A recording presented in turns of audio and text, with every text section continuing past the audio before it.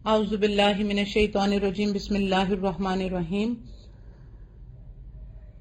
अल्हम्दुलिल्लाह हम सूरह मायदा की तर्जुमा और तफसीर कर रहे हैं क्योंकि आयात लंबी हैं और इनके मामलात भी हैं जिसे मैं बहुत शॉर्ट करके आपको बताने की कोशिश कर रही हूँ, इसलिए इसके 2 पार्ट बन गए हैं, पार्ट 1 और पार्ट 2। ठीक है, पार्ट 1 में तो हमने 6 आयत नंबर 6 तक सूरह मायदा का मसला बताया, जिसमें ये तयम्मुम का तरीका भी मैंने आपको बता दिया, गुस्ले जनाबत का तरीका भी बता दिया। ठीक है, तो उसमें अल्लाह ताला ने कहा कि ये जो है आपके लिए आसानी करने के लिए जो है वो तरीके बता दिए गए हैं। बहुत से अफसोस की बात है कि मैं यहाँ पे ये भी एड्रेस करती चलूं कि बहुत से लोग जो हैं मियाँ बीवी वो इस चीज का एहतमाम नहीं करते कि गुस्ले जनाबत फौरन के फौरन कर लें। गुस्ले जनाबत जो है वो कोशिश करनी चाहिए कि जब बॉडी टेम्परेचर ठंडा हो जाए, नॉर्मल हो जाए, तो उसके बाद जो है वो फौरन गुस्ले जनाबत कर लेना चाहिए, क्योंकि इंसान जुम्बी होता है और जुम्बी हालत में वो नापाक रहता है। तो इस मामले में बिल्कुल देर नहीं करनी चाहिए। क्या मालूम मौत का वक्त किस वक्त हो, किस वक्त ना हो, तो अल्लाह सुब्हाना ताला के हुक्मों की पाबंदी करें। अलबत्ता पानी ना होने की सूरत में आप क्या करेंगे, तयम्मुम कर लेंगे जब तक पानी नहीं मिलता, और नमाज का टाइम आ गया तो आप हम बिस्तरी करने के बाद भी तयम्मुम करके नमाज पढ़ेंगे। सही बुखारी और सही मुस्लिम इसके गवाह हैं। इस पे मैं आपको एक हदीस भी सुना देती हूँ। रमजान के दिन थे और हजरत बीबी आयशा, अम्मा आयशा और नबी सल्लल्लाहु अलैहि वसल्लम जो है वो हम बिस्तरी में थे और जो है वो टाइम नहीं मिल सका और जो है फटाफट अजान हो गई। तो अजान के बाद मतलब जैसे ही अजान सुनी, तो क्योंकि एक अजान आती थी पहले और फिर दूसरी अजान दी जाती थी, तो इस वजह से उन्होंने फौरन जो है नहाए बगैर ही सहरी खा ली।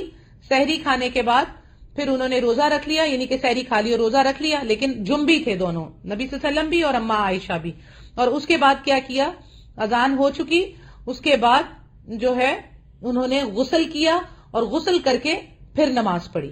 ठीक है, तो इस हालत में अगर पानी ना हो तो आप तयम्मुम करके नमाज पढ़ेंगे। ये नहीं कि जी सोहबत की है तो उसकी वजह से अब मैं नापाक हूं तो मैं नमाज छोड़ दूं, ऐसा मामला बिल्कुल नहीं होगा। और आप जो है, और बाज़ औक़ात अगर ऐसा भी होता है कि गुस्ले जनाबत रात में नहीं कर सके और बहुत थक गए हैं या बहुत हालत खराब है, तो वुजू कर लें, वुजू करके सो जाए और उठते ही जो है वो आप गुस्ले जनाबत कर लें। और पानी ना होने की सूरत में तयम्मुम किया जाएगा, चाहे वो जब तक 1 महीने तक पानी नहीं मिल रहा तो आप 1 महीने तक ही सोहबत के बाद तयम्मुम करेंगे, यानी कि वही आपके लिए पाक होने का एक तरीका होगा। इन सब चीजों को अच्छी तरह जहन में रख लें। ये मैंने आउट ऑफ द वे जाकर आपको इस वजह से बताया है कि अगर इसमें, क्योंकि अब 2 पार्ट हो गए हैं, तो मैं तफसील से आपको ये सारी चीजें बता दूं ताकि आप लोगों का माइंड क्लियर हो जाए। फिर भी किसी का सवाल हो तो वो मुझसे पर्सनल पे या ग्रुप पे दोनों तरीकों से पूछ सकता है। और औरतों को ये जरूर पूछना चाहिए, क्योंकि अक्सर कर मैं अपनी कुछ स्टूडेंट से मिलती हूँ तो वो लोग बड़ी हैरान होती हैं कि क्या फौरन ही गुस्ले जनाबत कर लेना चाहिए, हम लोग तो सो जाते हैं। तो मैंने उन्हें फिर बताया कि नहीं, ये मजबूरी की हालत में है, आप बहुत थके हुए हैं, सफर में से आए हैं, बहुत हालत खराब है और आप में हिम्मत नहीं हुई गुस्ले जनाबत करने की, तो तब भी आप वुजू करके सोएं। वुजू के बगैर फिर भी ना सोएं, वुजू करके सोएं और फिर उठ के फौरन गुस्ले जनाबत कर लें। अदरवाइज सोहबत करने के बाद फौरन ही गुस्ले जनाबत करके आप पाक हो जाएं, क्योंकि जुम्बी शख्स जो है वो कुरान की ना तो तिलावत कर सकता है और इन सारी चीजों से भी वो दूर रहता है। तो इन चीजों को फौरन ही जो है वो अदा कर दिया जाए, क्योंकि एक मोमिन जो है वो हर वक्त चलते बैठते उठते फिरते जो अल्लाह का जिक्र करता है, बाथरूम जा रहा है तो जिक्र कर रहा है, बाहर आ रहा है तो जिक्र कर रहा है, घर से निकल रहा है तो जिक्र कर रहा है, उठ रहा है, बैठ रहा है, लेटते अपनी करवटों पर भी अल्लाह ताला का जिक्र करता है, तो कैसे मुमकिन है कि वो अपनी जुम्बी हालत में अपने आप को इतनी देर तक रखे, और इसमें अगर उसको मौत आ जाए तो वो उसके लिए कितना मुश्किल मामला हो जाएगा। तो इसलिए इन चीजों को बहुत ज्यादा ख्याल रखें। और पर्सनली भी किसी का कोई सवाल हो तो वो मुझसे सवाल कर ले। हैज का भी एक अलग से मामला है गुस्ल का, उसके मामले में भी मैं पर्सनली छोटा सा वॉइस क्लिप बना के सिर्फ और सिर्फ औरतों को भेज दूंगी कि हैज में असली तरीके, जो असल तरीका है पाक होने का, वो औरतों को नहीं पता, आई एम श्योर नहीं पता होगा। کیونکہ وہ بڑا پرٹیکولر معاملہ ہے اور صحیح بخاری مسلم میں موجود ہے، تو وہ بھی میں الگ سے آپ لوگوں کو بتا دوں گی، کیونکہ اس طرح مجھے بتانا جو ہے وہ اس وقت نہیں سمجھ آ رہا، کیونکہ ہو سکتا ہے کہ ظاہر سی بات ہے کہ میری تفسیر جو ہے وہ مرد حضرات بھی سنتے ہو، تو میں کوشش یہ کرتی ہوں کہ بہت طریقے کے ساتھ اشارے کناروں سے بھی سمجھا دوں، تو یہ معاملہ میں الگ اپنی جو میری گروپ ممبرز ہیں، میری لیڈیز خواتین ہیں، ان سب کو میں الگ سے بھی وہ معاملہ بتا دوں گی۔ آگے آیت نمبر 7 کا ترجمہ ہے، تم پر اللہ تعالیٰ کی جو نعمتیں نازل ہوئی ہیں انہیں یاد رکھو، اور اس عہد کو بھی جس کا تم سے معاہدہ ہوا ہے، جبکہ تم نے کہا ہم نے سنا اور مانا، اور اللہ تعالیٰ سے ڈرتے رہو، یقیناً اللہ تعالیٰ دلوں کی باتوں کا جاننے والا ہے۔ اللہ تعالیٰ نے پھر یہاں یاد دلا دیا کہ دیکھیں یہ تیمم کا معاملہ دے کر آسانی کر دی، تو اللہ تعالیٰ نے کہا جو نعمتیں تم پر نازل کیے انہیں یاد رکھو، اور اس کے عہد کو بھی جس کا تم سے معاہدہ ہوا ہے، یعنی کہ جانوروں کے جو معاملے میں اللہ تعالیٰ نے آسانی فرمائی، اور اللہ تعالیٰ نے جو تیمم کے معاملے میں آسانی فرمائی، اس کے جنابت کے معاملے میں آسانی فرمائی، تو یہ ساری چیزیں اللہ تعالیٰ یاد دلا رہے ہیں اور کہہ رہے ہیں کہ اللہ کے شکر گزار رہو۔ اللہ تعالیٰ نے فرمایا کہ اس عہد کا جس سے تم سے معاہدہ ہوا ہے، جبکہ تم نے کہا ہم نے سنا اور مانا، اور اللہ تعالیٰ سے ڈرتے رہو، یقیناً اللہ تعالیٰ دلوں کی باتوں کا جاننے والا ہے۔ اچھا، یہ معاملہ کچھ ایسا ہوا تھا کہ نبی کریم صلی اللہ علیہ وسلم کے نزدیک عادلانہ گواہی کی بڑی اہمیت، ظاہری سی بات ہے اللہ کے رسول تھے اور بڑی اہمیت تھی، تو ان کا اس بات کا اندازہ اس واقعے سے ہوتا ہے جو حدیث میں آتا ہے کہ حضرت نعمان بشیر رضی اللہ تعالیٰ عنہ کہتے ہیں کہ میرے باپ نے مجھے عطیہ دیا تو میری والدہ نے کہا اس عطیے پر جب آپ صلی اللہ علیہ وسلم جب تک اللہ کے رسول کو گواہ نہیں بنا لیں گے، یعنی کہ اس عطیے پر اپنے شوہر کو کہا کہ جب تک آپ اللہ کے رسول کو گواہ نہیں بنائیں گے تو میں راضی نہیں ہوں گی۔ چنانچہ حضرت نعمان بشیر کہتے ہیں کہ میرے والد نبی صلی اللہ علیہ وسلم کی خدمت میں آئے تو آپ صلی اللہ علیہ وسلم نے ان سے پوچھا کیا تم نے اپنی ساری اولاد کو اسی طرح عطیہ دیا ہے؟ تو انہوں نے کہا کہ نہیں، تو آپ صلی اللہ علیہ وسلم نے جواب دیا کہ آپ نے فرمایا کہ اللہ سے ڈرو اور اولاد کے درمیان انصاف کرو، اور فرمایا میں ظلم پر گواہ نہیں بنوں گا۔ صحیح بخاری کی حدیث ہے یہ۔ تو دیکھیے یہ معاملہ جو ہے کہ جب تم نے کہا ہم نے سنا اور مانا اور اللہ تعالیٰ سے ڈرتے رہو، یقیناً اللہ تعالیٰ دلوں کی باتوں کا جاننے والا ہے، جیسے کہ ہم سورہ نساء میں پڑھ کر آ چکے ہیں نا کہ اللہ تعالیٰ نے سارے معاملات وراثت کے بتا دیے، ٹھیک ہے؟ تو یہاں پر اللہ کے رسول نے کہا کہ آپ نے ایک بیٹے کو نہیں، آپ باقی اولاد کو بھی دیں۔ ہمارے یہاں اکثر کرے یہ بھی معاملہ آتا ہے کہ بیٹوں کو دے دیا جاتا ہے، بیٹیوں کے حق مار دیے جاتے ہیں، بیٹیوں کو کہا جاتا ہے جی آپ کی شادی کر دی، جہیز دے دیا تھا۔ جہیز تو اسلام میں ہے ہی نہیں، اور جہیز کا جو کہا جاتا ہے بی بی فاطمہ کو جہیز دیا، تو بی بی فاطمہ کو جہیز نبی صلی اللہ علیہ وسلم نے نہیں دیا، حضرت علی کے مہر کے پیسوں سے ہی حضرت بی بی فاطمہ کی جو بھی چیزیں آئی تھی گھر کے سامان کی، وہ حضرت علی کے حق مہر کے پیسوں سے آئی تھی، نہ کہ نبی صلی اللہ علیہ وسلم نے کوئی جہیز دیا تھا، کیونکہ عورت کا اسلام میں وراثت کا حصہ ہے۔ اس لیے یہ ٹوٹلی معاملہ ہندوؤں کی رسم کا ہے، ہندوؤں میں عورت کو وراثت نہیں دی جاتی، اس کو محروم رکھا جاتا ہے، اس لیے اس کو شادی کے اندر جہیز دے کر فارغ کر دیا جاتا ہے۔ تو اللہ کے رسول نے کہا کہ میں ظلم پر گواہ نہیں بنوں گا، اگر آپ نے اپنی باقی اولاد کے درمیان میں بھی انصاف نہیں کیا تو اس طرح سے اس بیٹے کو بھی آپ مت دیں۔ تو اس طرح سے اولاد کو برابر طریقے سے ماں باپ کو چاہیے کہ جو بھی دے سب کو برابر دے، یہ نہیں، ہاں البتہ بیٹے کا حصہ دو بیٹیوں کے برابر ہے، یعنی کہ ایک بیٹی کو اگر ایک حصہ دیا جا رہا ہے تو بیٹے کو اس کے 2 حصے دیے جائیں گے، یعنی کہ بیٹی کو اگر 50,000 دیے ہیں تو بیٹے کا 1,00,000 ہوگا، یعنی 2 حصے بیٹے کے ہوں گے۔ اس کی بھی ایک خاص وجہ ہے، کیونکہ عورت شادی کرتی ہے تو اس کو اپنے شوہر سے مہر مل جاتا ہے، لیکن جب مرد شادی کرتا ہے تو اس کو اپنی بیوی کو مہر دینا ہوتا ہے۔ تو یہ بھی اللہ تعالیٰ کی حکمت ہے جس کو عورتوں کو سمجھنا چاہیے اور اللہ کے انصاف پر پورا ایمان لانا چاہیے۔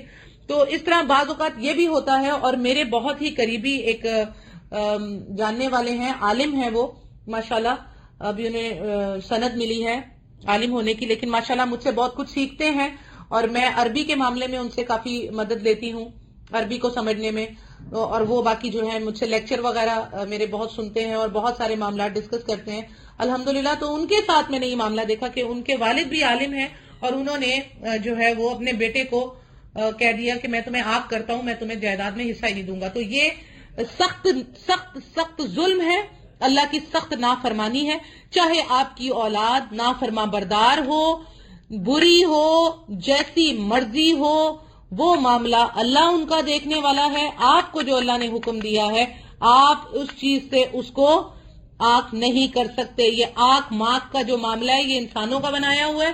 اللہ تعالیٰ نے آپ کو سورہ نساء میں اچھی طرح سے بتا دیا کہ آپ نے اپنی اولاد کا جو جو حصہ مقرر ہے، جن جن رشتہ داروں کا حصہ مقرر ہے، وہ سب کچھ اللہ تعالیٰ نے بتا دیا. آپ اس کے بغیر کوئی آنکھ واک کی جو ہے وصیت نہیں کر سکتے. یہ حرام ہے، چاہے اولاد اچھی ہو یا بری ہو آپ اسے حصہ دیں گے. ممکن ہے کہ جب آپ اس کو وہ حصہ دے دیں اور دنیا سے چلے جائیں تو وہ بعد میں شرمندہ ہو جائے اور روئے اور تڑپے اور دعا کرے کہ یا اللہ میں نے اپنے والد کو یا والدہ کو اتنا تنگ کیا لیکن پھر بھی اس نے مجھے میرے وراثت سے محروم نہیں کیا، اور وہ آپ کے لیے صدقہ جاریہ بن جائے، آپ کے لیے دعائیں مغفرت کرتا رہے. تو ہو سکتا ہے کہ وہ بیٹا آپ کے لیے یا وہ بیٹی جس کو آپ آگ کر رہے ہوتے ہیں وہی آپ کے لیے مغفرت کا باعث بن جاتا ہے. تو اس لیے اللہ کی خاطر جس کا جو حصہ ہے وہ اسے دے دیا جائے. ٹھیک ہے. اور اللہ تعالیٰ نے یہاں اس آیت میں یہ بھی فرما دیا کہ جو کچھ بھی ہے اللہ تعالیٰ سب باتوں کا جاننے والا ہے. اللہ تعالیٰ سے کوئی چیز بھی چھپی ہوئی نہیں ہے. یہ تھی آیت نمبر 7. آیت نمبر 8 کا ترجمہ ہے: اے ایمان والو تم اللہ کی خاطر حق پر قائم ہو جاؤ، راستی اور انصاف کے ساتھ گواہی دینے والے بن جاؤ. کسی قوم کی عداوت تمہیں خلاف عدل پر آمادہ نہ کر دے.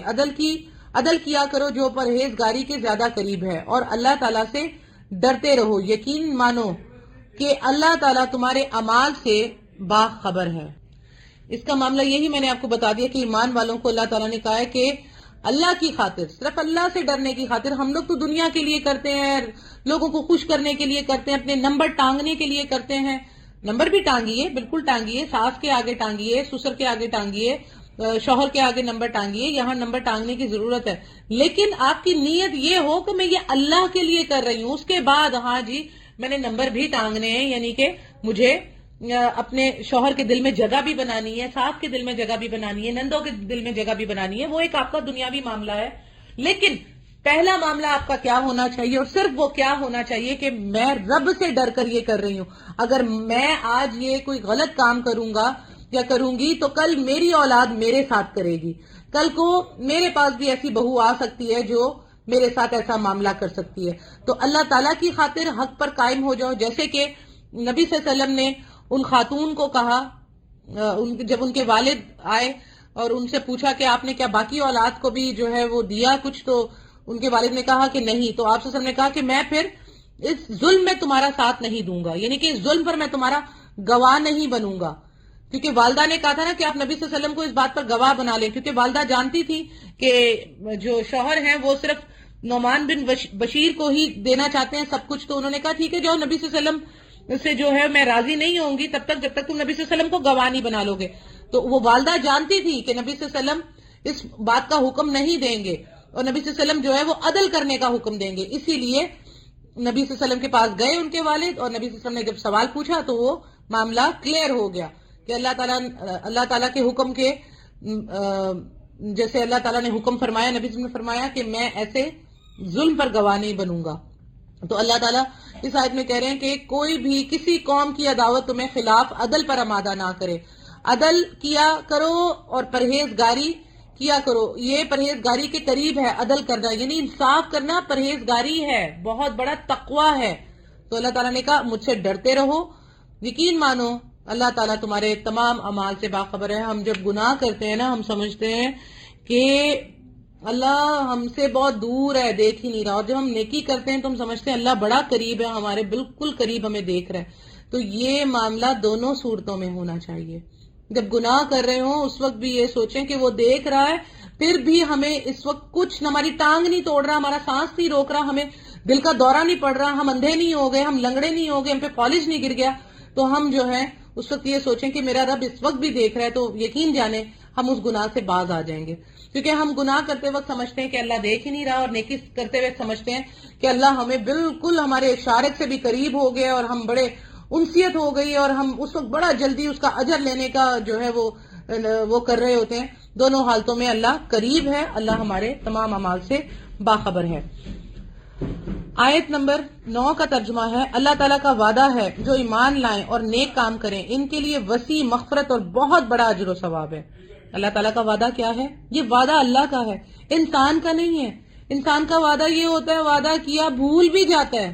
میں نہیں کہتی کہ انسان وعدہ کرتا ہے تو وہ توڑ ہی دیتا ہے یا اس میں وعدے میں وعدہ خلافی کر دیتا ہے، نہیں، بعض اوقات انسان کی نیت بالکل اچھی ہوتی ہے، اور آج کل کا جو نفسا نفسی کا دور ہے اس میں انسان اکثر کر بھول جاتا ہے۔ میں اپنے والدین کو کال کرنا بھول جاتی ہوں، میں کہتی ہوں اچھا میں کال کرتی ہوں، پھر یہ کام آ گیا، اچھا یہ میں ابھی تفسیر کر لوں، پھر کر لوں گی، پھر وہ جو ہے کوئی گھر آ گیا، پھر کسی کا سوال کا جواب دے دیا تو بھول جاتی ہوں۔ تو اللہ تعالیٰ کیا کہہ رہا ہے؟ اللہ تعالیٰ کا وعدہ ہے، اور وہ اللہ وعدہ خلافی تو کرتا ہی نہیں، اس کو تو صفحے کو ہی پھاڑ دیجئے، لیکن وہ بھولتا بھی نہیں ہے۔ ہم تو وعدہ خلافی کر دیتے ہیں نا بھولنے کی بھی وجہ سے، تو اللہ تعالیٰ سے یہ تو بھولنے کا بھی ڈر اور خوف نہیں ہے۔ تو اللہ تعالیٰ کا وعدہ ہے کہ جو ایمان لائیں گے اور نیک کام کریں گے ان کے لیے وسیع مغفرت اور بڑا اجر و ثواب ہے، یعنی کہ اللہ تعالیٰ وعدہ بھولنے والا نہیں ہے، اس کا وعدہ ہے، اور اس کا وعدہ تو بس پھر اسی کا وعدہ ہے کہ ایمان لے آئیں۔ ایمان لانے میں کیا ہے یہ ہمیں قرآن آگے آگے بتاتا جائے گا کہ ایمان کیا ہے، ٹھیک ہے نا؟ خالی ایمان یہ نہیں ہے کہ اللہ پر ایمان لے آئیں، اس کے رسولوں پر ایمان لے آئیں، اس کی کتابوں پر ایمان لے آئیں، اس کے فرشتوں پر ایمان لے آئیں، قیامت پر ایمان لے آئیں، تقدیر پر ایمان لے آئیں۔ یہ ایمان کی اقسام ہے کہ یہ تو پرٹیکولرلی ہونا چاہیے، یہ آپ کی بیس ہے، لیکن پھر اس کے بعد آپ کو پتا چلتا جاتا ہے، جیسے صلح رحمی کا اللہ تعالیٰ نے حکم دیا، یہ ایمان ہے آپ کا، ایمان والا کبھی قطع رحمی نہیں کرے گا۔ پھر اللہ تعالیٰ نے بتایا امانت دار ہونا چاہیے، امانتیں رکھنے والا ہو، وہ ایمان والا ہے۔ پھر اللہ تعالیٰ نے بتایا اللہ کی راہ میں خرچ کرنے والا ہو، وہ ایمان والا ہے۔ تو ہمیں آگے آگے چل کے قرآن بتاتا جائے گا کہ ایمان لانے والے لوگ کون تھے اور ایمان کیا ہوتا ہے اور ایمان کی کتنی ساری شکلیں ہیں۔ اور اللہ تعالیٰ نے کہا ہر نیک کام کریں ان کے لیے وسیع مغفرت اور بڑا اجر و ثواب ہے، اور وہ اجر و ثواب اس سے زیادہ کیا ہوگا کہ اللہ سبحانہ تعالیٰ کا جنت میں دیدار ہو جائے گا۔ جنت سے بھی بڑھ کر اس رب کریم کا دیدار جنت میں، اور نبی صلی اللہ علیہ وسلم کی رفاقت جنت میں، اس سے بڑھ کر انعام شاید کچھ اور نہیں ہو سکتا، اس سے بڑھ کر اجر نہیں مل سکتا ایک ایمان والے کو۔ اللہ ہمیں ان لوگوں میں داخل کر دے جو جنت تک پہنچ جائیں، جنت الفردوس میں پہنچ جائیں، آگ کو چھوئے بغیر، اس کی تپش سے بھی دور، بہت دور، کوسوں ہزاروں لاکھوں کروڑوں کلومیٹر دور ہوں ہم، اور ہم وہ گروہ ہوں جو گرم ہوا کو بھی محسوس کیے بغیر نبی صلی اللہ علیہ وسلم کی سفارش میں جنت میں داخل ہو، آمین ثم آمین۔ آیت نمبر 10 کا ترجمہ ہے، اور جن لوگوں نے کفر کیا اور ہمارے احکام کو جھٹلایا وہ دوزخی ہیں۔ اللہم اجرنا من النار، اللہم اجرنا من النار، اللہم اجرنا من النار۔ اللہ سبحانہ تعالیٰ نے فرما دیا، کتنے سارے احکامات بیان کیے، یہ جو ہم نے آیت نمبر 1 سے لے کے 10 تک پڑھے ہیں، ان سب کو اپنے دماغ میں ریکال کیجئے، ٹھیک ہے؟ کہ آستانوں پہ ذبح کیے جانور، درگاہوں پہ ذبح کیے جانور، جو ہے خنزیر، خون، یہ ساری چیزیں اور ساری جو کچھ بتائے ان سب کو ریمائنڈ کریں، ریکال کریں، اور یہ پھر سوچیں کہ اگر ہم ان چیزوں سے انکار کریں گے، ٹھیک ہے، ان چیزوں کو جھٹلائیں گے تو ہمارا حال کیا ہوگا؟ ہم دوزخیوں میں سے ہو جائیں گے۔ اللہم اجرنا من النار، اللہم اجرنا من النار، اللہم اجرنا من النار۔ تو اللہ تعالیٰ نے کہا جن لوگوں نے کفر کیا، ہمارے احکام کو جھٹلایا، وہ دوزخی ہے۔ تو ان چیزوں کو، اللہ تعالیٰ کے احکامات کو جو جھٹلاتا ہے یعنی انکار کرتا ہے، تو انکار کا معنی ہے کفر کرنا۔ کفر کا مطلب ہے انکار کرنا، چھپانا، جھٹلانا، ٹھیک ہے؟ اللہ کے رسولوں کا انکار کرنا، اللہ کے احکامات کا انکار کرنا، بات وہی آ جائے گی انکار کرنے کی۔ تو اللہ تعالیٰ نے ایسے لوگوں کے لیے جہنم تیار کر رکھی ہے۔ اللہم اجرنا من النار، اللہم اجرنا من النار، اللہم اجرنا من النار، آمین۔